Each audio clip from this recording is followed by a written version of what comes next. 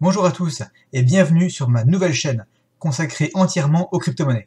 Aujourd'hui, je vous propose une update sur le projet XSL Labs. Ça bouge pas mal en ce moment. J'en avais déjà parlé sur ma chaîne principale. Je vous résume le projet en 2 secondes. On parle de protéger ses données personnelles sur Internet. Fin mars dernier, l'ICO s'est terminé en avance parce que tous les jetons avaient été vendus. Et là, on attendait la distribution et le listing des tokens SEAL. Si vous avez investi pendant l'ICO et que vous n'avez rien fait depuis, allez voir les vidéos de la chaîne officielle XSL Labs rapidement pour recevoir vos jetons. Je vous mets le lien dans la description. Un tutoriel très bien fait a été réalisé et on nous propose d'utiliser Trust Wallet pour recevoir nos SEAL. Pour vérifier que tout marche bien, il y a une micro-transaction qui a lieu d'abord. Bref, c'est très bien expliqué, donc je recommence pas tout ici, mais si ce que je vous dis là ne vous parle pas du tout, alors dépêchez-vous d'aller voir parce que ça a déjà commencé. Et on attaque dans le vif du sujet, le premier échangeur a été annoncé. Il s'agit de Probit, un échangeur coréen qui est dans le top 30 mondial des plateformes et qui a bonne réputation. Comme vous le voyez ici, ça va bouger assez vite.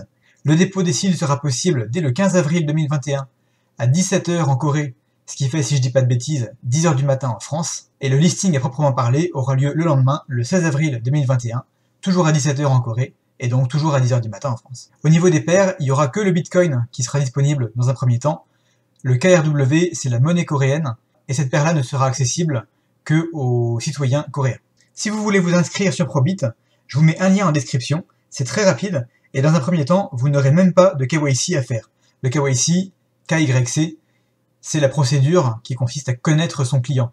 Le plus souvent, ça consiste à envoyer une photo de sa carte d'identité. Deuxième annonce, un partenariat avec une entreprise de biométrie en Suisse. Alors ça, j'ai pas encore eu le temps de creuser, je vous laisse aller voir si vous voulez, mais ça fait plaisir de voir que le projet se développe.